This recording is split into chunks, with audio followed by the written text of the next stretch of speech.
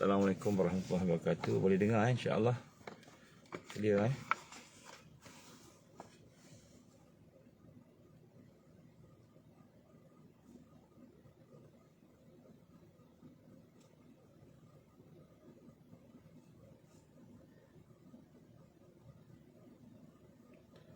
Okay, dengar clear insya-Allah. InsyaAllah kita mula dengan Ummul Quran Al-Fatihah. A'udzubillahi minasyaitonirrajim. Bismillahirrahmanirrahim. Alhamdulillahi rabbil alamin arrahmanirrahim maliki yaumiddin. A'udzubillahi minasyaitonirrajim. Bismillahirrahmanirrahim. Iyyaka na'budu wa iyyaka nasta'in. Ihdinas siratal mustaqim. Siratal ladzina an'amta 'alaihim ghairil maghdubi 'alaihim waladdallin. Amin. A'udzubillahi syamil 'alim minasyaitonirrajim. Bismillahirrahmanirrahim. إن الحمد لله نحمده ونستعينه ونستهديه ونستغفره ونعوذ بالله من شرور أنفسنا ومن سيئات أعمالنا من يهده الله فلا مضل له ومن يضلل فلا هادي له أشهد أن لا إله إلا الله وحده لا شريك له وأشهد أن محمدا عبده ورسوله قال رب اشرح لي صدري ويسر لي أمري واحلل عقدة من لساني يفقهوا قولي رب زدني علما أما بعد. Assalamualaikum warahmatullahi wabarakatuh.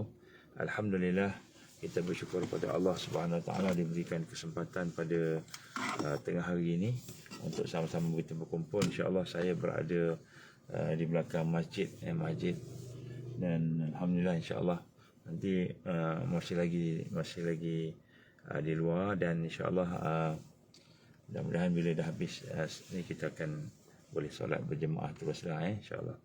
Alhamdulillah, jadi pertama-tama kita syukur kepada Allah diberikan kesempatan dan alhamdulillah kita telah pun masuki hari yang ke-20, hari yang ke-19, masuk yang ke-20, malam 20 malam ni insya-Allah. Jadi mari sama-sama kita berazam untuk nak cuba menghidupkan tiap-tiap malam dengan amalan-amalan yang terbaik, iaitu amalan-amalan membina satu membersihkan diri kita daripada segala perkara-perkara yang merosakkan kita dan amalan-amalan yang insya-Allah kita mulakan dengan taubat amalan taubat. Jadi 20 yang terakhir ni kita banyakkan taubat Kita banyakkan taubat, kalau boleh istighfar banyak-banyak, astagfirullah. Dan kemudian kalau boleh kita membina satu perasaan bahawa kita sentiasa dalam keadaan melakukan kelemahan, melakukan perkara yang dosa dan sebagainya. So kita minta sungguh-sungguhlah kepada Allah insya-Allah. Pada hari ini kita akan sambung lagi tajuk kita di sekitar tabiat kebangkitan tabiat kebangkitan, yang mana kita akan berhadapan dengan ujian dan kita akan melihat dalam konteks orang yang ingin mengekalkan dirinya atau istiqamah di atas jalan al-mahdiyin, mereka yang mendapat hidayah, yang berjuang untuk akhir zaman ini. Maka salah satu daripada tabiat yang paling besar, yang paling hebat yang akan kita hadapi ialah ujian dan dugaan. Dan kita telah pun bermula semalam bila kita menceritakan tentang bagaimana Nabi sallallahu alaihi wasallam sendiri diuji dengan ujian yang hebat sehingga menyebabkan Nabi sallallahu alaihi wasallam berdoa, dan doa yang kita ambil pelajaranlah doa ketika di Taif, Dan pada hari ini kita ingin sama-sama merasakan bahawa memang kalau kita ingin berada di atas jalan Rasulullah sallallahu alaihi wasallam ini, dia tidak ada hamparan kuning ataupun hamparan merah. Kita kata permaidani dihidangkan, dibentang depan kita, tak ada. Dia akan berhadapan dengan berbagai perkara yang menyebabkan kita rasa sakit, takut dan sebagainya. Kerana itulah tabiat dikata al-jannah, dikelilingi oleh benda-benda yang kita tak suka, makar. Baik. Dan ujian itu, oleh itu pada pagi ini, tengah hari ni lah, kita nak rasa bahawa memang orang beriman ini akan diuji dan menjumpakan sunnah Allah Subhanahu wa Ta'ala. Sunnah Allah Subhanahu wa Ta'ala. Cuma yang paling penting sekali ialah bukan hanya sekadar kita diuji dan kita memahami bahawa kita diuji. Yang lebih penting sekali ialah apabila ujian itu datang kepada kita, maka kita tidak menyeleweng. Tidak menyeleweng. Kerana salah satu daripada tujuan diuji oleh Allah SWT kepada kita ialah Allah SWT nak melihat kejernihan akidah kita, kebersihan tauhid kita kepada Allah, dan juga pada masa yang sama kita berpegang teguh dengan jalan ini sehingga kita tidak menyeleweng, tidak berhenti, tidak futur. Maknanya kita beristiqamah. Sebab istiqamah inilah yang menunjukkan kesetiaan kepada Allah Subhanahu wa Ta'ala. Jadi ini yang kita nak sama-sama rasailah di dalam kehidupan kita, dan kita berada dalam satu peringkat, satu marhalah yang penting, di mana di antara semua marhalah-marhalah peringkat-peringkat yang ada, bahawa kita nak menuju kepada kemenangan. Bila makin besar ujian yang Allah bagi pada kita, makin dekat kita dengan kemenangan. Makin susah, makin payah, makin menderita, makin sakit, makin takut, maka sebenarnya makin dekat kita dengan kemenangan. Dekat aja. So contohnya kalau kita buat driving lah, semalam kita driving ni, masa kita driving kan, dah ngantuk sangat kan. Kalau kita boleh tahan ngantuk tu tak apalah, tapi sikit lagi je R&R kat depan tu, sikit lagi je. Tapi ngantuknya susah nak driving ni kan. Tapi kita tahan. Orang sebelah, kalau ada orang sebelah lah kan, pukul-pukul, tumbuk-tumbuk ke tak nak bagi ngantuk kan. Jalan sikit lagi sampailah R&R. Jadi begitulah sebenarnya bila kita diuji oleh Allah dengan kesusahan. Mungkin kita sakit, mungkin kita menderita, mungkin kita susah. Sekarang ni pun dah mula susah dah. Maka sebenarnya sikit lagi je untuk kita mendapatkan kemenangan. Cuma untuk kita pastikan kita menang tadi, jangan sampai kita menyeleweng. Berlaku penyelewengan dari perjalanan Rasulullah, jalan perjuangan tadi. Jangan sampai menyeleweng. Sebab apa? Akan diuji. Dan bukan saja uji kita ni boleh ibadah. Hari ni orang tersilap. Kadang-kadang kita ingat diuji ni, okey kot aku seorang-seorang. Sebab bila aku seorang-seorang ni, aku boleh bergerak pantas. Ataupun aku ni, yang rupanya kita kena bersama dengan sahabat-sahabat kita. Kenapa? Kerana sahabat-sahabat kita tu akan membantu kita dari sudut yang digambarkan tadi, penyelewengan tadi. Penyelewengan. Jadi inilah perkara yang kita nak sama-sama rasa, perkara yang nak sama-sama kita faham, bahawa bukan hanya Allah nak uji akidah kita supaya tak sesat, kita jaga, menguji ibadah kita kan. Tapi sebenarnya Allah SWT menguji apa yang kita Subhanahu Wa Taala istiqamah dengannya. Istiqamah dengannya, saya kira istiqamah dengannya. Inilah perkara. Jadi sebab itulah di sini kita nak kena rasa bahawa ujian itu juga ialah nak mempersiapkan kita kuat supaya kita boleh istiqamah. Sebab hari ni ramai orang tak istiqamah. Mula-mula ramai datang. Saya ingat lagi masa mula-mula kita dedahkan tentang kronologi kebangkitan, kronologi penyelesaian solusi, kronologi apa kita kata akhir zaman kan. Ramai yang ikut, ramai yang bersama-sama kan, sampai sanggup buat macam-macam lah. Tetapi setelah hari demi hari berjalan, maka timbul bisikan-bisikan yang menanamkan keraguan, menanamkan kita ni kena begini-begini, menimbulkan sangkaan-sangkaan buruk kan. Jadi benda ni datang. Kenapa? Apa tujuan tu? Untuk membawa kita kepada penyelewengan.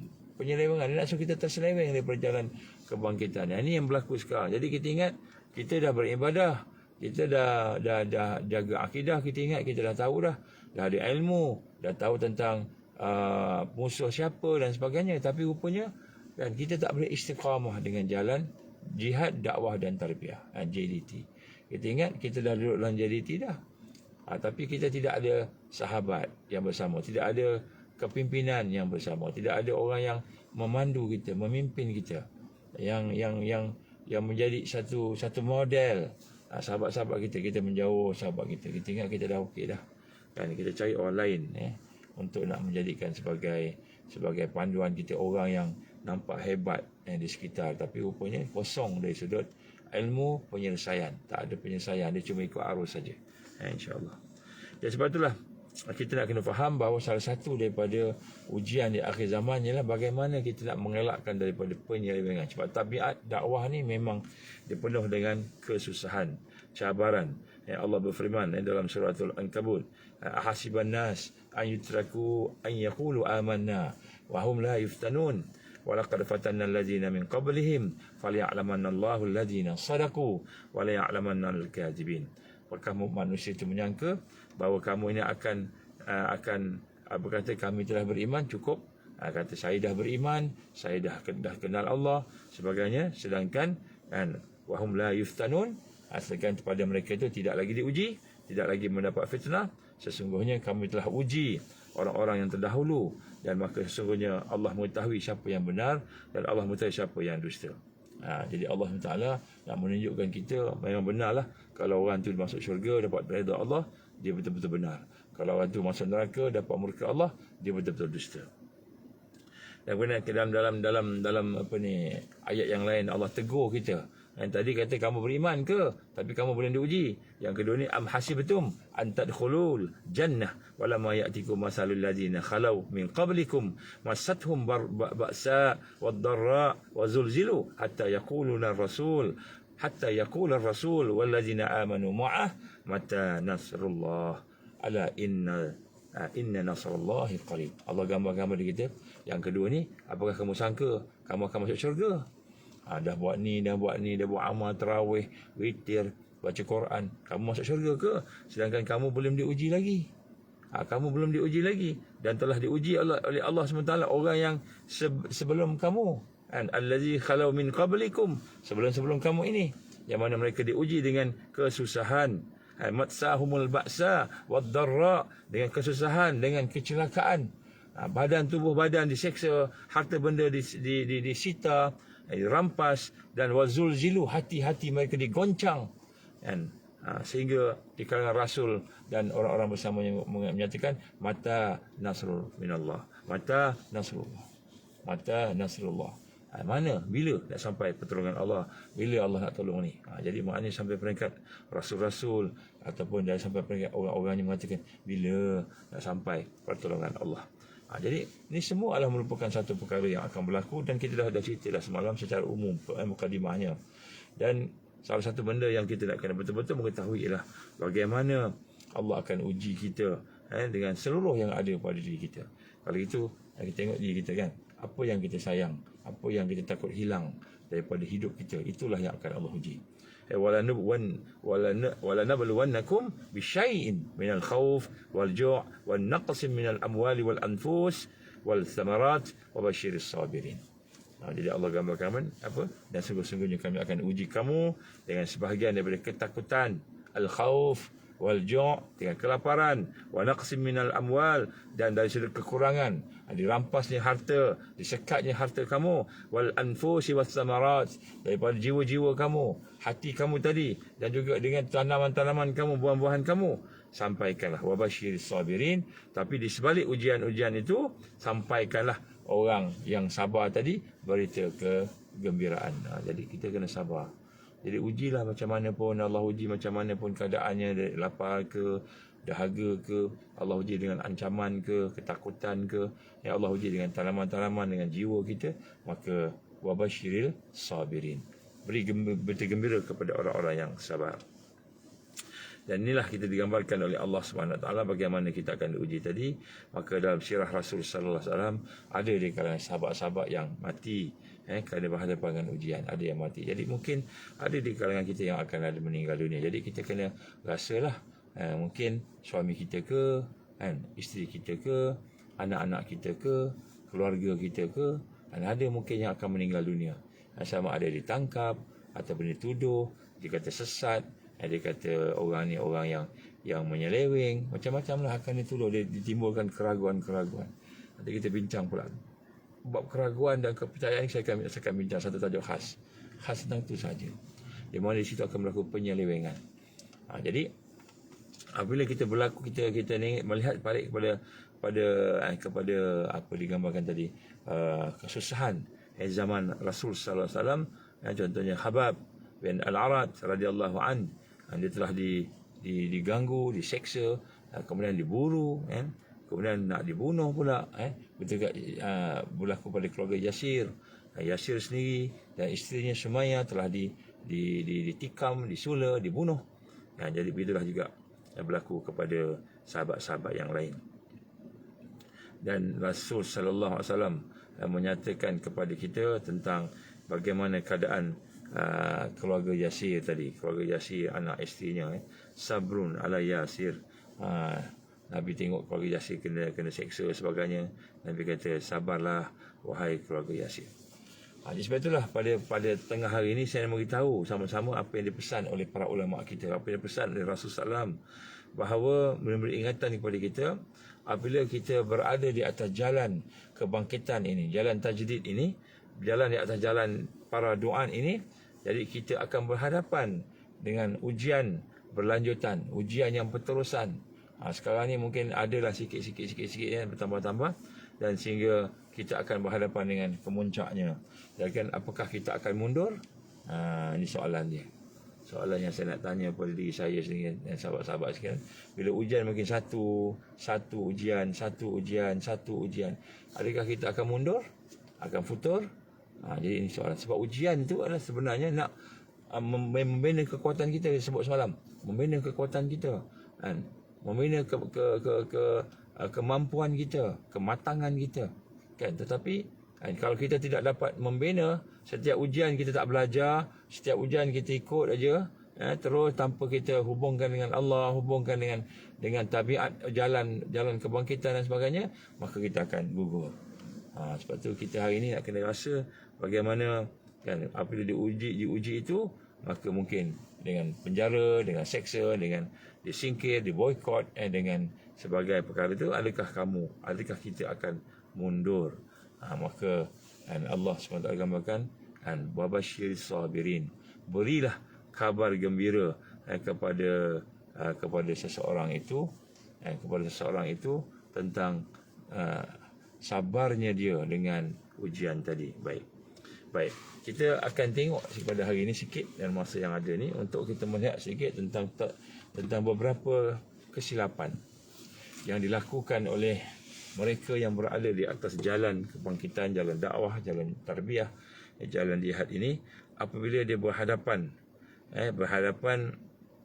dengan ujian-ujian tersebut. Kita tengok kesilapan-kesilapan supaya kita belajar. Sebab kalau tidak, kita tak akan belajar daripada apa yang berlaku. Yang pertama sekali kita nak lihat bahawa sebahagian daripada kesilapan ataupun penyelewengan ini ialah bahawa bila kita menganggap bahawa ujian tu, kesusahan itu bukan daripada perkara yang fitrah, tabi'i dalam berdakwah, dalam bertarbiyah, dalam berjihad. Jadi kita rasa ujian ini bukan satu yang tabi'i, bukan satu yang nature, satu yang biasa, satu yang memang Allah tetapkan. Kita rasa ujian ini bila susah aja, maka inilah ada kesalahan. Kita kata ni dosa kita ni kesalahan kita ni. Ini satu penyelewengan ni yang dibuat oleh pimpinan dakwah atau pimpinan jamaah. Jadi yang pertama sekali kita kata menganggap bahawa bila kita susah je, ini salah pemimpin. Pemimpin yang bertakwa tadi, pemimpin yang beriman tadi, ini salah dia. Kita anggap bahawa susah itu salah pemimpin. Susah itu salah sahabat kita. Susah itu salah yang ni, susah salah. Jadi kita menganggap ujian, kesusahan, ancaman tu bukannya tabi'i, bukannya fitrah kepada jalan dakwah ini. Bukan fitrah. Maka anggapan ini kita pun mula mempengaruhi barisan-barisan dalam jamaah. Barisan dalam jamaah, kita ni asyik susah aja. Akhirnya kita kata ini mesti salah pemimpin kita ni. Ini mesti salah orang yang memimpin ni. Kita tak faham bahawa ujian, kesusahan, fitnah, ancaman, penderitaan, kesihatan itu sebahagian daripada tabiat perjalanan dakwah, tarbiyah dan jihad fi sabilillah. Nabi SAW sampai mengalir air mata dia. Sahabat-sahabat sampai mengalir air matanya. Ada yang sampai mengalir darahnya. Ada yang sampai dipukul, sampai pensan, sampai cedera permanen, buta matanya. Ada yang sahabat-sahabat sampai peringkat dipotong telinganya, dipotong hidungnya. Jadi kata, ini semua berlaku ni, dia kata ni kesalahan pemimpin kita. Kesalahan pemimpin dakwah. Kesalahan kepada pemimpin dakwah. Maka kita lihatlah akhirnya dengan kekhawatiran dia, maka dia pun mulalah membisik-bisikkan, mempengaruhi barisan jamaah supaya merasai terancam dengan ujian ini. Maka dia pun mula menyebarkan fahaman-fahaman yang tidak betul. Sepatutnya ujian ini sebagai mematangkan kita. Ujian ini sebagai memperkuatkan kita. Ujian ni sebagai merapatkan lagi diri kita. Tiba-tiba nampak bila tak jadi je, maka dia pun mula menyalahkan sahabat dia. Dia mula menyalahkan jamaah. Dia mula menyalahkan pemimpin. Sedangkan naturalnya memang semua akan diuji. Semua akan susah. Nampak macam salah, nampak macam menderita, tapi rupanya itulah tabiat. Tabiat ini menunjukkan bahawa kita telah melakukan kesilapan dan penyelewengan. Bila kita merasakan bahawa apa yang diterima oleh kita ni yang susah-susah ni, tanda Allah tak redha macam itu. Tanda Allah tak redha, tanda Allah tak suka, tanda Allah benci kepada gerakan dakwah ini, gerakan. Sedangkan kita tahu dah inilah dia. Jihad, dakwah dan terbaik inilah sunnah.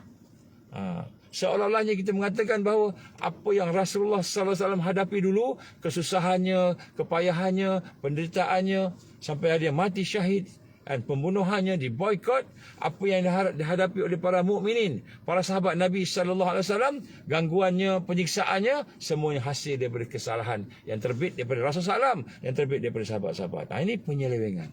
Ini penyelewengan yang pertama. Jadi apabila kita melihat sesuatu perkara berlaku, bahawa berlaku kesusahan, maka kita ni mesti tak betul ni mesti tak betul ni mesti salah ni. Jadi ini adalah satu kefahaman yang salah. Kerana apa? Kerana memang hakikat kita sebut semalam dah sebut awal tadi, bagaimana kita perlu merasai memang kita akan diuji. Tetapi kita nak kena sabar. Allah sebut pasal ujian, akan diuji dengan al-ju', yang lapar, al-khauf, takut, ketakutan, diuji dengan jiwa, nafs, akan diuji dengan harta, diuji mal, kekurangan harta dan sebagainya. Allah akan uji kita. Kena boikot, Allah akan uji kita. Kita buat benda tak jadi, bukan tak jadi sebab tak betul. Jalannya betul dah. Jalannya jalan dakwah, jalan tarbiyah, jalan jihad. Dia punya strategi betul dah. Cumanya hakikatnya Allah Subhanahu Wa Taala mahu mematangkan, mahu meningkatkan. Sebab yang penting ialah asas kita bergerak tadi. Asasnya kena betul. Jadi ini yang kita kalau semuanya okey saja, tentulah apa yang berlaku pada Rasul SAW sendiri. Rasul SAW dakwah. Kan kita tengok Rasul SAW nak dakwah di Mekah. Ketika peristiwa setelah diboikot, setelah Rasulullah diboikot dan setelah Rasulullah SAW kehilangan Abu Talib, kehilangan Khadijah, kemudian Rasulullah nak berdakwah kepada masyarakat kafir di musyrikin di Mekah, tolak. Adakah kerana Rasulullah tak pandai dakwah? Adakah kerana Rasulullah SAW tak pandai sampaikan Quran? Rasulullah yang terbaik menyampaikan Quran dengan akhlaknya, dengan adabnya, dengan kaedah uslubnya, semua terbaik pada Rasul sallallahu alaihi wasallam. Laqad kana lakum fi Rasulillahi uswatun hasanah, terbaik. Kemudian adakah maknanya Rasul tak pandai berdakwah? Maknanya Rasul tak pandai cari pemimpin lain pula? Kemudian Rasulullah SAW pergi ke Taif. Kena pergi Taif, mari kita pergi Taif. Taif agaknya boleh menerima dakwah kita. Tiba-tiba kau Taif kena baling dengan batu, kena baling dengan kayu, kena baling dengan apa sahaja yang dia nak baling, kena hejek, kena cela, kena caci, kena hina, dihalau macam anjing. Dihalau dengan hinanya Rasulullah dan sahabatnya, anak angkatnya tadi.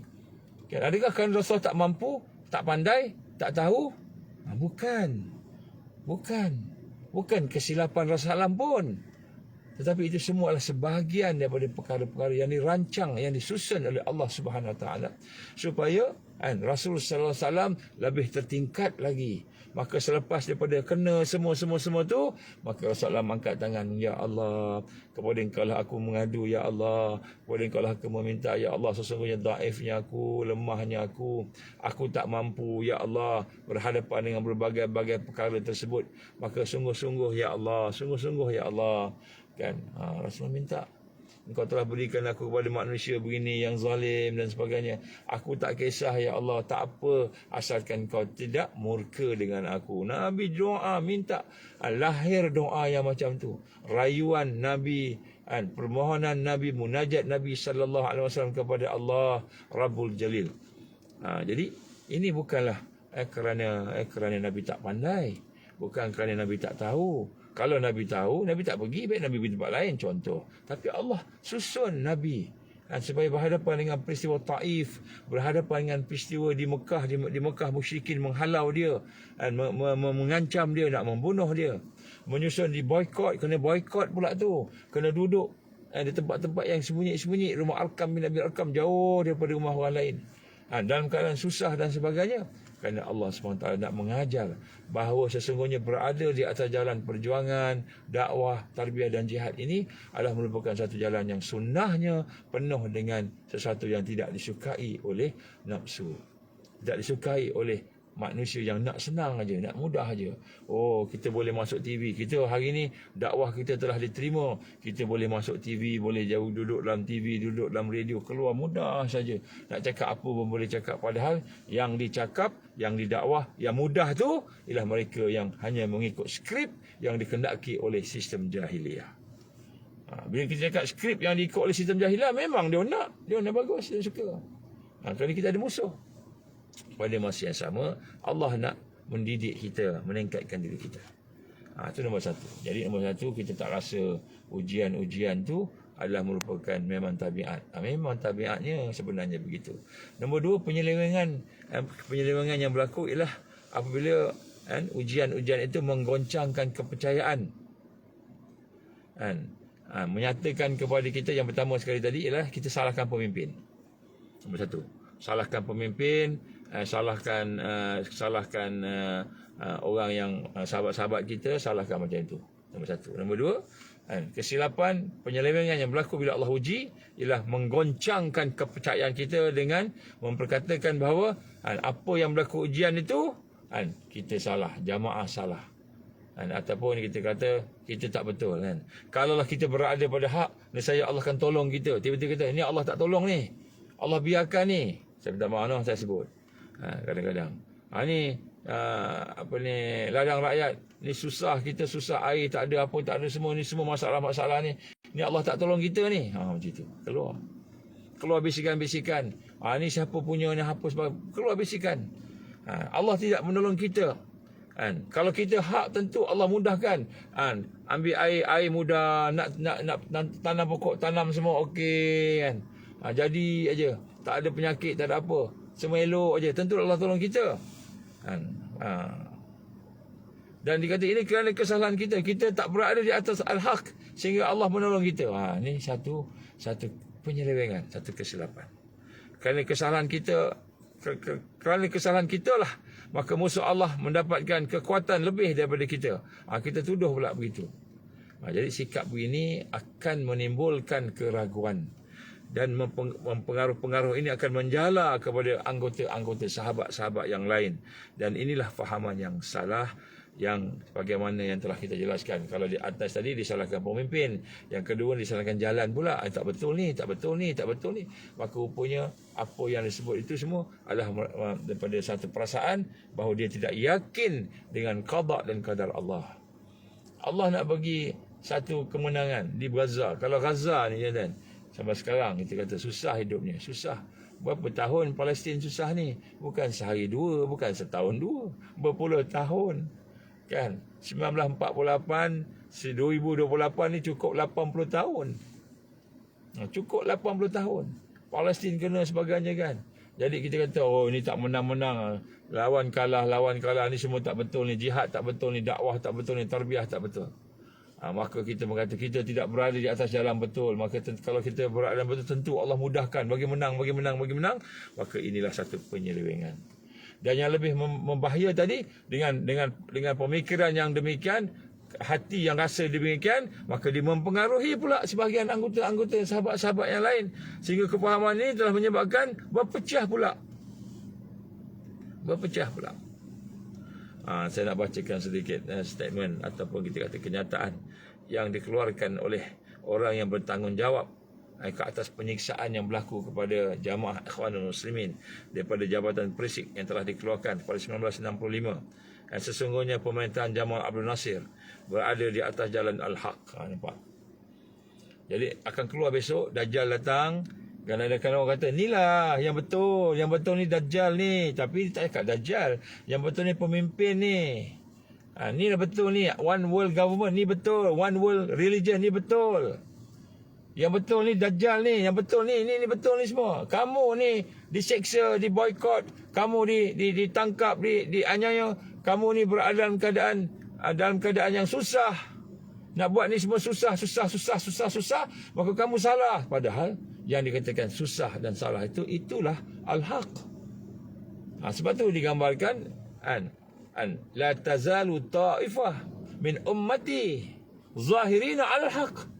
Sebab tu Nabi gambarkan akan sentiasa ada di kalangan umat aku ini ta'ifah. Ta'ifah ni bukannya ummah. Ummah ni majoriti, banyak ramai. Ta'ifah ni kelompok. Bukan jamaah. Rasulullah SAW tak guna pun perkataan jamaah. La tazalu nal jamaah minal muslimin. Tak ada. Nabi guna ta'ifah min ummati. Ta'ifah ni kelompok kecil.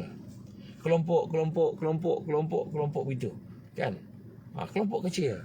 Jadi tiba-tiba kita kata, yang kelompok kecil ni, ta'ifah ni, kena ni lah, kena tu lah, kena sekat lah, kena apalah.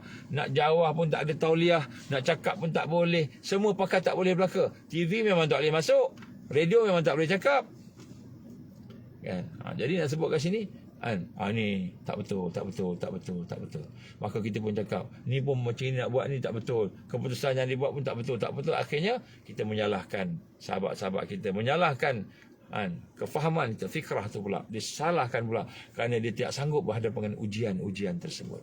Maka mula melarikan diri, menjauhkan diri daripada sahabat-sahabat yang asalnya dia dah tengok, dah melihat ini ada asasnya. Yang kita buat ni ada asas. Kita buat ni sunnah. Bukan yang kita buat ni benda yang kita reka-reka. Bukan. Ittiba'ur Rasul. Salah satu daripada tabiat Taifah Mansurah, ittiba'ur Rasul. Mengikut Rasulullah SAW. Tetapi yang bila mengikut Rasulullah, tentulah Allah kan mantapkan, matangkan. Jadi inilah yang berlaku. Saya minta maaf saya sebut. Ada sahabat-sahabat tanya, kan, kenapalah akhir-akhir ni, puasa ni ramai sahabat-sahabat kita tak sanggup nak datang jauh-jauh sikit kan. Mungkin kan ada benda tak kena kot kita ni, apa benda ke kan. Saya pun sebut dengan dia, kalau tak kena ataupun tak betul ataupun sebagainya, kita tengok pada asas kita apa. Kalau asas kita tu kita berpegang dengan Quran dan hadis, insya-Allah kita betul. Kalau orang tak ikut, tu bukan masalah kita dari sudut salah tadi, tapi dia yang goncang. Kemudian kalau kita yakin dan kita jelas, pandangan kena jelas, visi kena jelas, misi kena jelas. Kan, kalau ada sesuatu kita tanya, kita bincang dan sebagainya. Maka di sinilah kita gambarkan, inilah ujian, sebahagian daripada ujian. Tapi sebenarnya salah satu daripada perkara yang menghalang kita untuk bergerak dan sebagainya ialah Allah uji di peringkat individu kita sendiri, hati kita. Allah uji dengan keluarga kita, anak-anak kita, suami isteri kita, pasangan kita. Allah uji dengan keluarga kita pula, mak ayah kita, keluarga adik-beradik kita. Allah uji pula dengan jiran kita, tempat kerja kita. Allah uji dengan masyarakat. Allah uji dengan negara. Allah uji dengan sistem-sistem kehidupan yang susah. Banyak ujian pada kita. Saya kata dengan sahabat saya, banyak ujian kat kita. Jadi sudah tentulah ia mengambil masa untuk kita berhadapan dengan kesusahan susah. Sungguh. Sehingga kan ada di kalangan kita rasa, ya Allah, kenapalah begini-begini. Timbulnya najwa, bisikan-bisikan. Kenapa kena bisikan? Kerana kita tak faham benar-benar nature of perjuangan. Perjuangan ni dia punya fitrah dia apa, tabiat dia. Memang susah. Kalau kita nak senang, kalau nak kita mudah, joinlah dengan kelab polo. Kelab orang kaya-kaya tu. Kelab orang bermewah-mewah. Senang. Join dengan kelab-kelab ataupun persatuan-persatuan yang memang minat kita. Kita minat pancing. Masuk persatuan pancing. Masuk persatuan bola sepak. Memang kita seronok. Tetapi kita nak membina satu kebangkitan, satu kekuatan, satu yang melawan arus. Dan kemudian memang Allah uji kita. Kenapa Allah uji kita? Dah sebut dah semalam. Tengok siapa yang tak dengar semalam, tengok yang semalam. Allah uji kita kerana Allah nak matangkan kita, Allah nak tingkatkan kemampuan kita, kesabaran kita, keredaan, keikhlasan kita. Memang Allah uji. Cuba tengok awliya Allah. Nabi mana yang tak berhadapan dengan kesusahan dan masalah? Sebut. Rasul mana yang tak berhadapan dengan kesalahan, kesusahan, dari sudut kesusahan. Kan kita nampak macam tak betul. Kan macam perjanjian Hudaibiyah. Perjanjian Hudaibiyah ni nampak macam kita kena. Musyrikin nampak dia punya diktat, dia punya term-term tu. Rasulullah sign. Abu Bakar Omar kata aku tak setuju Nabi sign. Aku tak setuju Nabi setuju ni. Kita kena tipu ni, kita kena tipu. Sahabat-sahabat lain pun dia cakap kita tak boleh ni, kita kena beritahu kat Nabi, Nabi salah ni. Nabi salah sign Hudaibiyah ni. Abu Bakar datang. Kan dia Rasul, kan dia lebih tahu, kan dia ada wahyu. Kan dia seorang yang ada ilmu, dia faham. Kan? Yakin dengan Rasulullah, baru tersentak sahabat-sahabat. Ya Allah, kita ni banyak tak tahu. Nabi banyak yang mengetahui, lebih tahu daripada kita. Kan? Begitu juga pemimpin, dia lebih banyak maklumat. Pemimpin banyak maklumat. Dia banyak data-data dan sebagainya. Dia tahu, dia buat keputusan dengan keputusan yang bersama dengan pengetahuan dia, bersama dengan orang yang keliling yang menyampaikan maklumat-maklumat tadi. Jadi nak sebut kat sini, sahabat kita pun sama juga. Ini penyelewengan yang kedua. Penyelewengan yang kedua. Dan antara bentuk penyelewengan yang lain apabila kita berhadapan dengan tabiat dan ujian ini ialah apabila orang-orang yang menganggap bahawa ujian itu boleh ditebus dengan menggunakan hikmah. Ini nombor 3 ni kita kena tengok balik. Menggunakan siasah. Jadi maknanya kita ni kan dah kena teruk lah, susah lah. Nak buat ni susah, nak dapat ni susah, sebagainya payah-payah. Maka kita kena guna diplomasi. Kita kena guna siasah terhadap musuh. Apa maksud siasah tu? Kita kena longgarkan prinsip kita.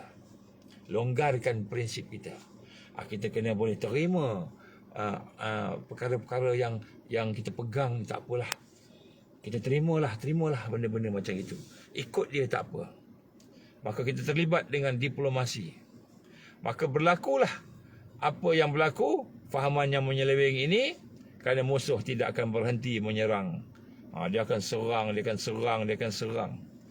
Untuk menyerang para duat, orang yang menyeru pada jalan Allah. Para murabbi, para mutarabbi, orang yang mendidik dan mendidik, yang dididik. Juga para mujahid, para murabitun. Oh subhanallah. Kita bawa bincang tajuk murabitun. Murabitun ni penting sangat. Tapi saya sedih ramai juga orang yang free, lapang, tak dapat datang. Tajuk murabitun ni. Ribat fi sabilillah. Ramai sahabat-sahabat kita terlepas. Saya rasa kerana keutamaan dalam hidup kita masih lagi kerja kita, dunia kita.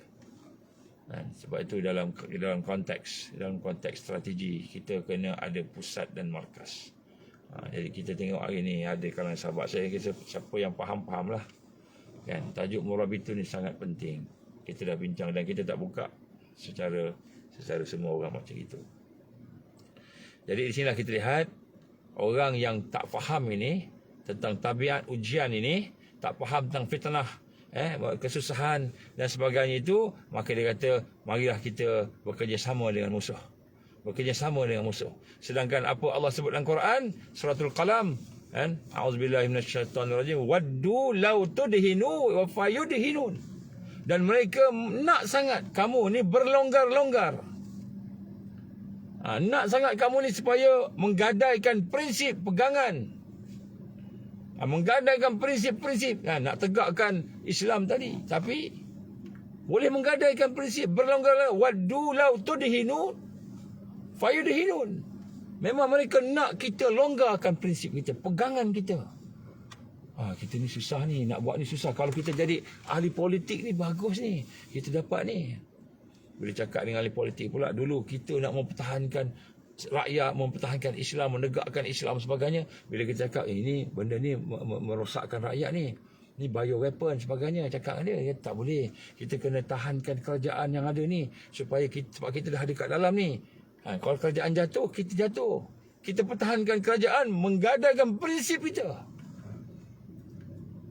Kita menggadaikan prinsip kita. Prinsip kita apa? Tegakkan kebenaran, tegakkan keadilan. Saya sokong kamu kerana kamu berpegang dengan Islam. Bukan saya sokong kamu sebab kamu hanya namanya Islam. Parti Islam, kumpulan Islam.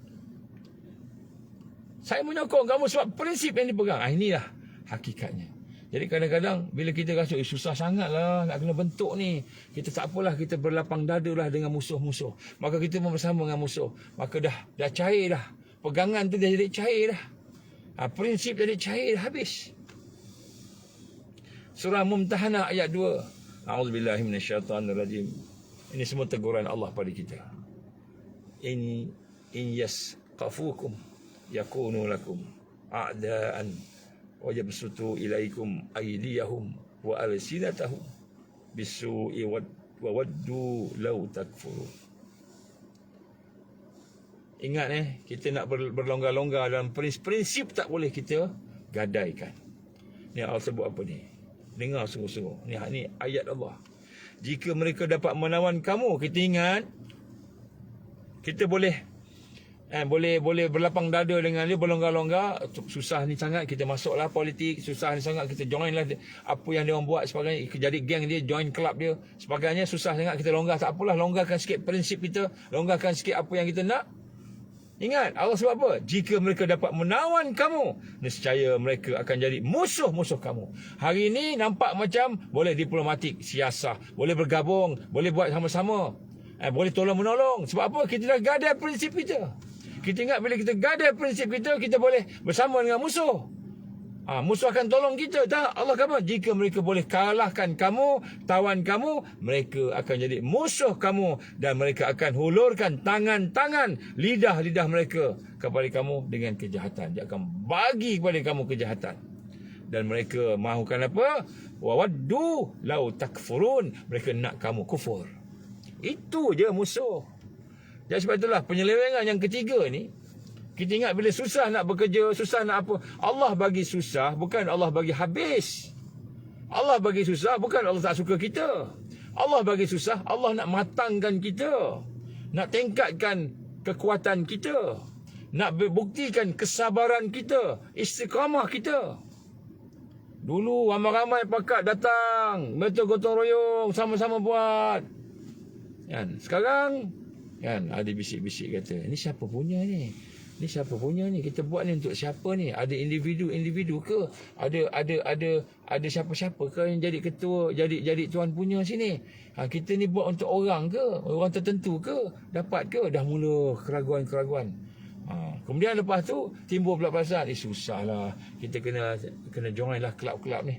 Kelab UMNO ke, kelab parti politik ke, kelab PKR ke, kelab DAP ke, kelab apa-apalah, PN ke, tak kira lah, kita kena join politik ni supaya kita dapat ni. Dan bila join ni, kita terpaksa gadaikan beberapa perkara yang kita nak. Dia kata okey, kamu join kami, kamu kena ikut apa yang kami nak, DAP. Disuruh macam ni contohnya.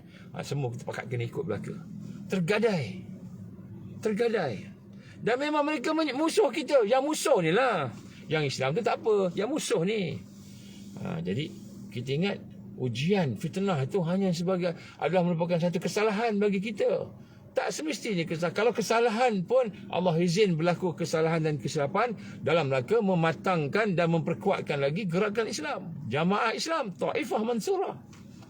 Itu yang kita kena faham. Bukannya satu tu perkara itu berlaku, kita salah, Allah tak suka kita, mari kita berdamai sikitlah dengan orang-orang musuh ni, supaya bila kita berdamai dengan musuh, kita dapatlah apa yang kita nak, dunia tadi. Ingat firman Allah, wala yazaluna yuqatilunakum hatta yaruddukum an dinikum in istata'u. Mereka tetap akan sentiasa yuqatilunakum, iaitu mereka akan sentiasa memerangi kamu. Mereka tetap sentiasa memerangi kamu hatta, sehinggalah kamu berpaling, sehinggalah kamu murtad daripada agama kamu. In istata'u, apa yang mereka mampu. Maknanya kalau kita keluar sikit, akhirnya habis murtad belaka. Mula-mula parti Islam, betul-betul kita nak Islam, tegakkan Islam, hudud ke hukum Allah ke Quran ke sunnah ke. Sekarang nak sebut hudud pun dah fikir 2-3 kali. Lepas tu nak sebut kita cairkanlah sejahtera, dah boleh terima sikit. Besok tak lama lagi kalau kita mengikut arus, liberal pula. Boleh terima liberal, tak apa kot liberal. Kita kena gabung dengan agama-agama lain ni dalam rangka nak dakwah kepada orang bukan Islam. Kita kena gabung dengan agama lain, maka jadilah one world religion. Padahal al-Islamu ya'lu, Islam paling tinggi, wala yu'la alai, tidak yang lebih tinggi daripada Islam. Kita dah tunduk sikit, akhirnya kita akan disesatkan oleh musuh. Jadi tabiat susah ni jangan bermakna kita boleh gadai prinsip kita, boleh bergadai pegangan kita, boleh bergadai akidah kita, boleh bergadai strategi kita, uslub kita. Bukan begitu. Allah bukan suruh bagi kita susah, fitnah, ujian sebagainya supaya kita menggadai. Allah nak tengok kita istiqamah tak dengan prinsip kita. Uji sikit, terus kata nak berdamai dah dengan musuh. Susah sikit, tak apalah, kita berdamai dengan musuh lah, tak apalah. Ini apa? Siasah kita. Ini siasah matang, siasah sejahtera. Bila dah berlaku macam ni, baru faham, kita kena buat ni balik. Buat tengok balik. Kenapa? Siasah kita tak kena. Kenapa? Kita tak faham. Susah itulah merupakan barakah dan rahmat. Kita menang bukan sebab manusia undi kita. Kita menang bukan sebab majoriti sokong kita. Kita menang sebab Allah bagi kita menang. Allah bagi kita menang, bukan sebab manusia bagi kita menang. Syirik kita. Kita menang sebab manusia bagi kita menang. Ada di kalangan kawan-kawan kata, it is about numbers. It is about numbers. The most important thing is about numbers. Syirik. Kenapa about numbers? The most important thing is not about numbers. Siapa berapa banyak mengundi kita, the most important thing is Allah bagi kita menang. Kita nakkan menang tapi syirik. Ini perkara yang berlaku apabila kita tahu susahnya, payahnya. Kita nak kena bergabung ni dengan orang ni, tapi kita tahu dia musuh. Kita tahu dia musuh. Kalau tak musuh tak apa, tapi dia musuh. Ini penyelewengan. Ini penyelewengan. Bila berhadapan dengan tabiat-tabiat jalan perjuangan ini, ada kesusahan-kesusahan, maka kita merenggangkan, melonggarkan. Kita kata tadi apa? Prinsip-prinsip kita. Dan memang mereka nak kita longgar. Waddu law tudhinu fayudhinun. Dan mereka mahu kita melonggar-longgarkan. Dan mereka pun melonggar-longgarkan apa yang kita ni. Jadi nak sebut kat sini, sahabat-sahabat sekalian, kita nak kena rasa tabiat. Kita kena faham perkara-perkara penyelewengan ini. Kita kena faham. Maka sebab itulah Allah perintah apa? Apa Allah perintah? Allah perintah fastamsik billadhi uhiya ilaik innaka ala siratim mustaqim wa innahu lazikrul laka wali qaumik fasawfa tus'alun. Ini surah Az-Zukhruf ayat 43-44. Maka berpeganglah kamu dengan apa yang telah diwahyukan kepada kamu ini pada Rasulullah. Kita kena pegang dengan Quran. Prinsip tetap prinsip, tak boleh. Kalau strategi boleh lagi kita maneuver, tapi prinsip sesungguhnya engkau berada di atas jalan yang betul. Wa innaka ala siratim mustaqim. Kamu berada di atas jalan yang lurus, jangan kamu gadaikan. Wa innahu la zikrul laka wa liqaumik. Dan sungguh-sungguhnya inilah merupakan satu yang diberikan peringatan kepada kamu. Supaya apa? Supaya kamu faham satu hari nanti wasawfa tus'alun. Satu hari yang kamu akan disoal oleh Allah. Allah akan soal. Jadi jangan kita ikut mereka. Wala tattabi' ahwa'ahum wahdharhum an yaftinuka an ba'di ma anzalallahu ilaik. Surah Al-Ma'idah ayat 49. Apa dia? Allah gambar, dan janganlah kamu ikut apa yang mereka nak. Jangan ikut nafsu-nafsu mereka. Dan jangan, berjagalah kamu, pelihara diri kamu. Wahdharhum. Allah suruh kita berhati-hati. Hazar. Berhati-hati. Jaga. Kenapa? Nanti mereka akan fitnah kamu daripada sebahagian yang telah diturunkan kepada kamu. Jadi nombor 3, kita mula menggunakan diplomasi, siasah. Nak senang, keluar daripada susah, kita pun sama-sama menggadaikan prinsip kita. pegangan kita sebagai seorang yang beriman. Ini semua penyelewengan, tapi kita tak perasan. Kadang-kadang apa, ni okey kot, kita boleh berlonggar-longgar dalam prinsip-prinsip, tak boleh longgar. Akidah tak boleh longgar-longgar. Kalau pakai baju besar sikit longgar tak apa, baju tak apa, tapi akidah tak boleh. Nombor 4, tabiat jalan ini yang menyebabkan seorang itu boleh menyeleweng ialah apabila kita berlindung diri kita dan dengan memberi sokongan kepada pihak yang zalim. Kita berlindung diri kita, kita duduk bersama orang yang zalim, dan kemudian kita menyatakan pula kita tak bersama dengan jamaah Islam, tak bersama dengan Taifah Mansur, atau aku tak bersama, aku dengan ni. Ini penyelewengan. Dan apabila jamaah dihentam, apabila jamaah diboikot, apabila jamaah dikecam, maka cara untuk melepaskan diri dari ancaman, tahanan dan penyiksaan, kita pun bersama yang zalim, kita salahkan dia. Ni bayangkan zaman Nabi SAW, tiba-tiba kena boikot, tiba-tiba sahabat-sahabat kena boikot, kan? Dan berhadapan kesusahan, tak ada makan, tak ada minum, tak ada apa semua sekali.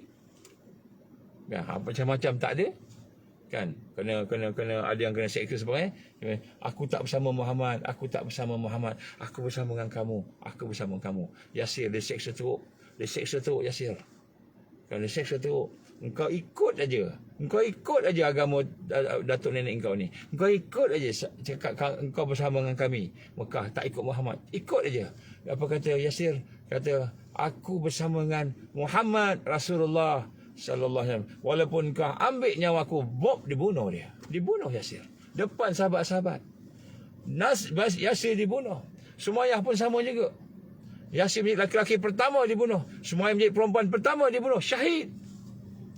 Kan? Sumayyah, kan? Kamu ikut je. Jangan ikut Muhammad je. Sebut ni, declare ni, beritahu aku bersama dengan apa ni, agama atuk nenek ni. Ikut je. Sumayyah kata, aku tetap dengan Rasulullah SAW. Disulanya, dicocok daripada kemaluan sampai ke atas. Mati, meninggal dunia. Syahid. Ini sahabat-sahabat dulu tidak menyeleweng. Dia mempertahankan. Jadi apabila kita rasa bahawa ujian ni bukan tabiat daripada perjalanan ni, bukan satu-satu yang Allah tentukan untuk membina kekuatan, meningkatkan diri kita, tiba-tiba bila berlaku kesusahan, ada kesusahan, ada berlaku kepayahan, ancaman, tahanan, penyiksaan, maka kita pun kata, saya bersama dengan kamu. Walaupun dia tu zalim, dia tu kafir, dia tu munafik, walaupun dia tu menentang Islam, saya bersama dengan kamu, tak apa. Saya tak bersama dengan dia, saya tak bersama dengan jamaah, saya bukan jamaah. Kita menafikan. Ini penyelewengan yang besar. Bila kita berhadapan susah, kita berpaling.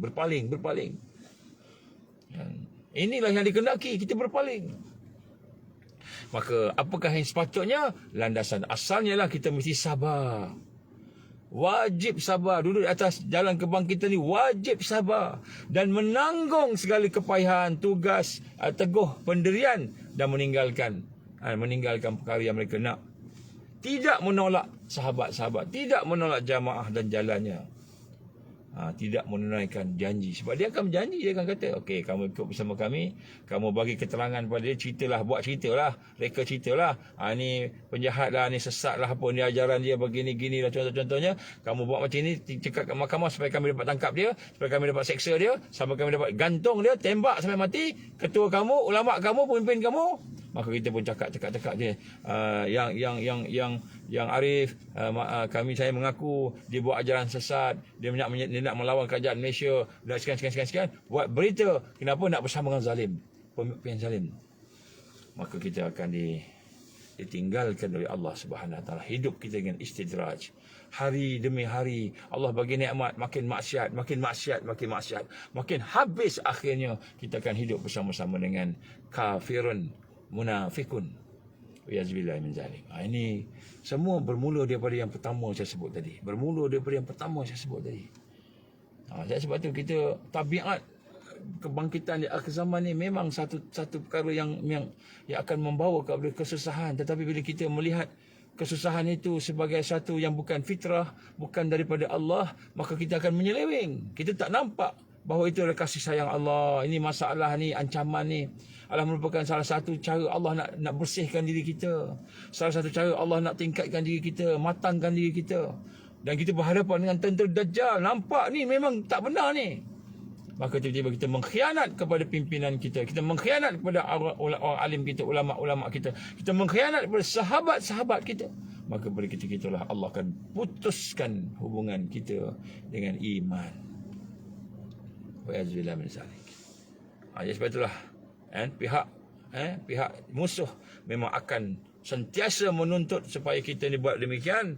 Tetapi landasan yang kita kena pegang ialah yang pertama sekali Allah kata apa? Wabashirin as-sabirin. Berilah berita gembira. Wabashirin as-sabirin. Berilah berita gembira kepada orang yang sabar. Nombor satu, kena sabar. Kena sabar. Nombor satu, kena sabar. Kemudian teguhkan pendirian kita.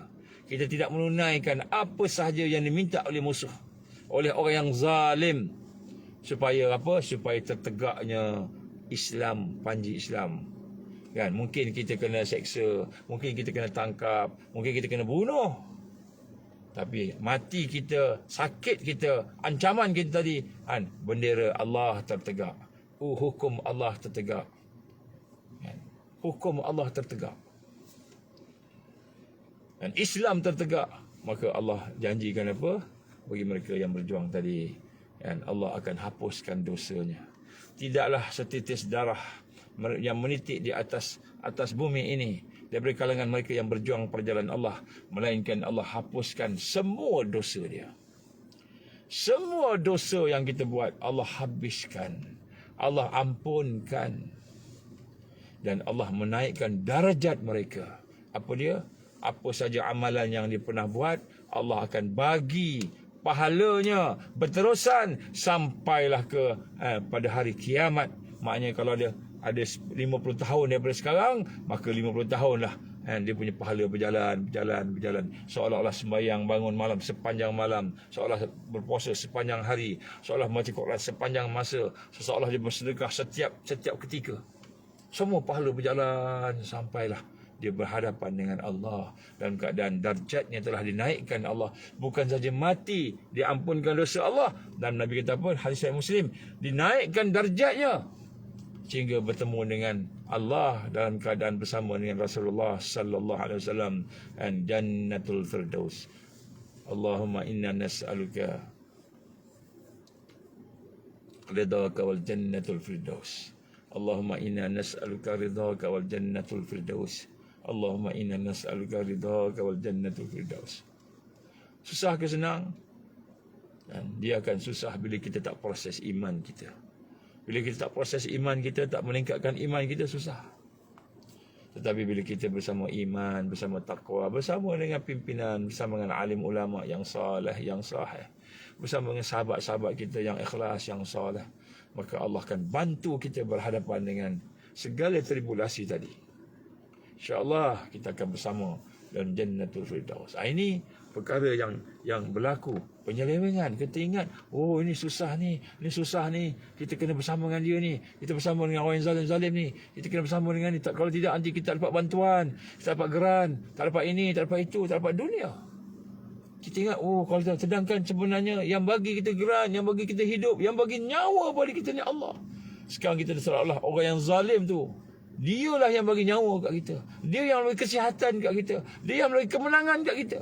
Manusia bagi kemenangan kat kita, seolah-olah macam gitu kita fikir. Maka pada masa itu syiriklah kita, wa'iyazbillah min zalik. Tidak mentauhidkan Allah, terputus syahadah yang kita ucapkan itu, terputus menjadi syirik kepada Allah. Kena bertaubat kepada Allah.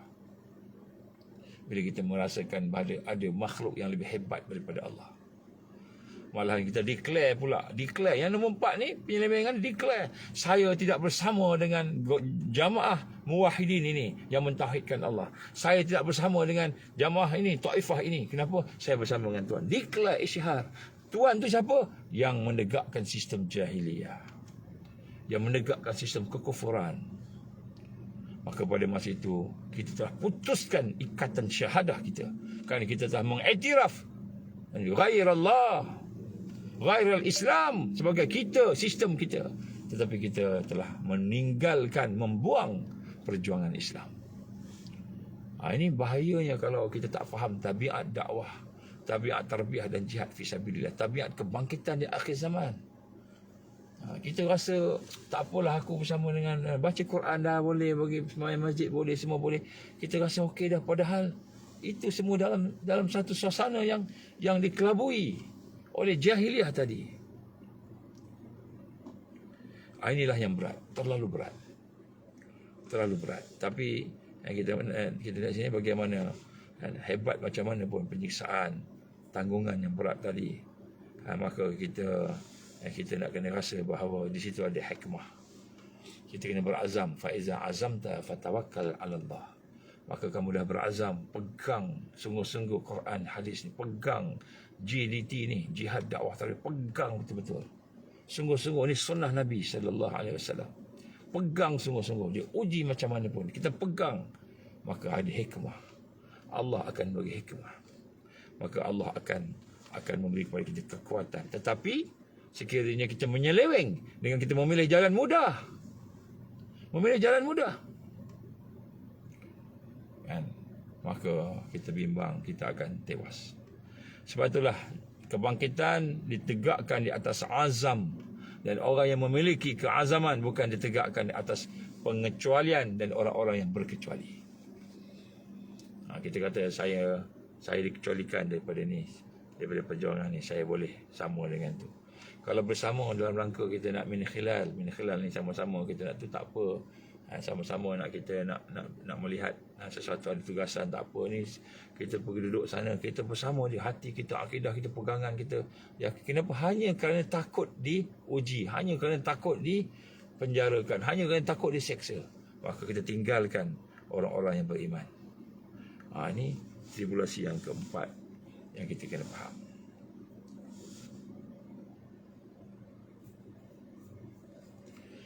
Yang kelima saya sebut kat sini, penyelewengan yang berlaku juga. Bila kita tergandas di tengah jalan, tiba-tiba ada benda-benda berlaku, tiba-tiba kita muflis, bankrupt. Kita ikut dah, tak nak ambil riba, tak nak ambil apa, tiba-tiba kita bankrupt, muflis. Kita terkandas, tiba-tiba berlaku satu sakit, tiba-tiba di boykot, tiba-tiba ditangkap ujian, tekan. Kita tak boleh gerak dah, atas ujian itu. Dan kita berkata, tak cukup lah takat ni, tak apalah, cukup lah, aku tak sanggup. Maka ini adalah penyelewengan. Tak sanggup lah nak berhadapan dengan kerana orang ni begini dan sebagainya. Tak sanggup lah. Cukup lah. Serik lah, aku tak nak. Maka ini penyelewengan. Penyelewengan yang mana akan menyebabkan kita tak meningkat. Jadi apakah landasan bila kita dah buat satu tak berjaya, buat satu tak berjaya, tak boleh bergerak dan sebagainya. Maka pada masa itu yang kita kena buat ialah kita kuatkan diri kita, semangat kita, sabar, menanggung kesalahan, kesusahan, penderitaan, kepayahan, mohon tolong pada Allah, mohon kekuatan daripada Allah. Jadi ini yang kita kena buat. Malahan kita meningkatkan himmah kita, kita menjaga rahsia gerakan, rahsia sahabat-sahabat kita. Kalau ada benda yang perlu dirahsiakan, dan kemudian kita terus kepada perjalanan kita, insya-Allah. Minal mu'minina rijalun sadaqu ma ahadallah.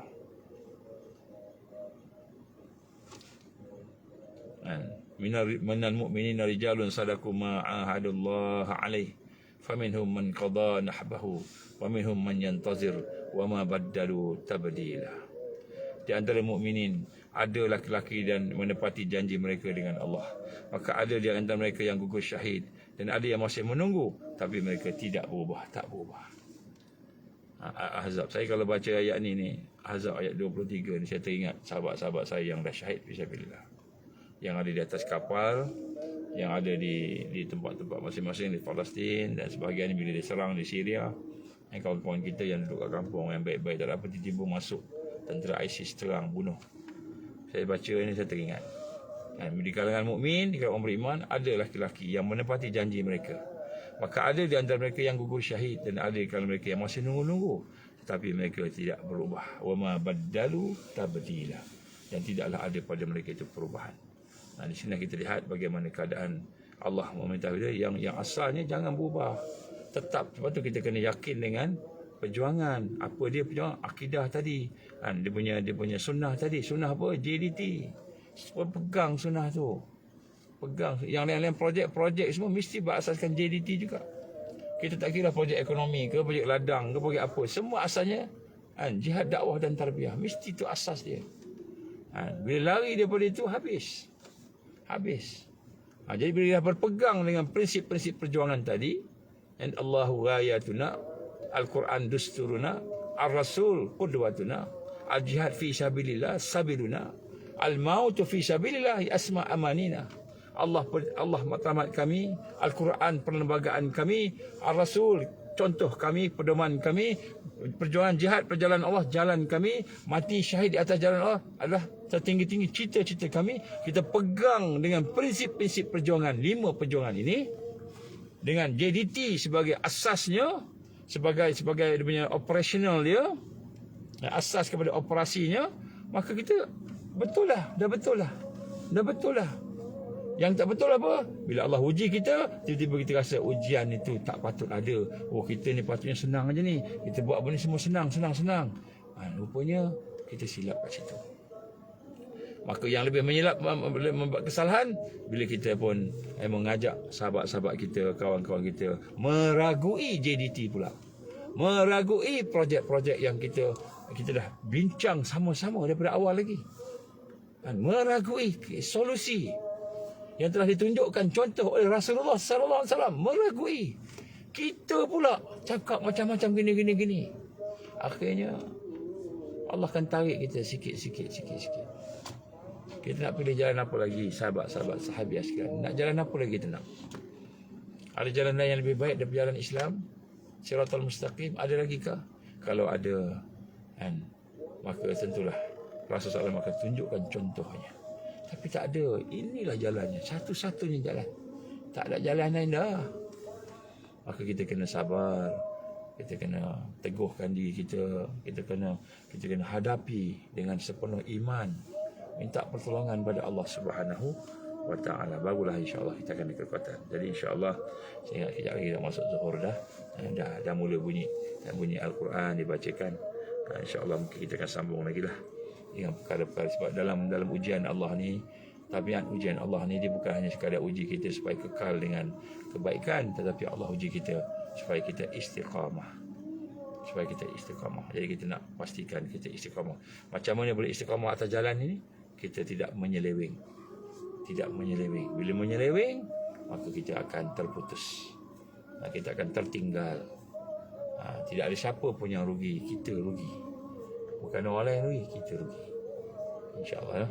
Aku liqauli hadza astaghfirullahalazim. Saya minta maaf. Ada emosi sikit pada hari ini. Bulan puasa, maklumlah kan. Mungkin hati kita dalam bulan puasa ni, bulan Ramadan ni sensitif sikit lah. Sensitif banyak sebenarnya. Bila kita dah melaksanakan amalan-amalan ni, Allah bagi hati kita sensitif. Maka banyak kita tengok perkara-perkara sedih kan. Kita mula nak memperbaiki lah. InsyaAllah, mudah-mudahan. Jadi insyaAllah pada hujung minggu ni, siapa yang ada kelapangan, saya jemput lah. Dan ke Rimbunan Kasih, sama-sama kita hidupkan 10 malam insyaAllah. Saya tak nak sebut lah ada program ke, ada tamrin ke, ada apa. Siapa nak datang, tak apa. Tak nak datang pun tak ada masalah. Mungkin ada masalah kewangan sebagainya, tak apa. Tapi kalau ada kelapangan, ada kemampuan, marilah datang. Mudah-mudahan kita boleh berjamaah dan kita boleh berbincang-bincang beberapa perkara lagi insyaAllah berkenaan dengan penyelewengan di atas jalan di kebangkitan, insyaAllah tajdid. Aku liqauli hadza astaghfirullahalazim li wa lakum. Wabillahi taufiq wal hidayah. Assalamualaikum warahmatullahi wabarakatuh. Kita tangguh dengan subhanakallahumma wa bihamdika asyhadu an la ilaha illa anta astaghfiruka wa atubu ilaik. Bismillahirrahmanirrahim. Wal 'asri innal insana lafi khusr illa alladziina amanu wa 'amilus shalihaati wa tawassaw bil haqqi wa tawassaw bis sabr. Wabillahi taufiq wal hidayah. Assalamualaikum warahmatullahi wabarakatuh.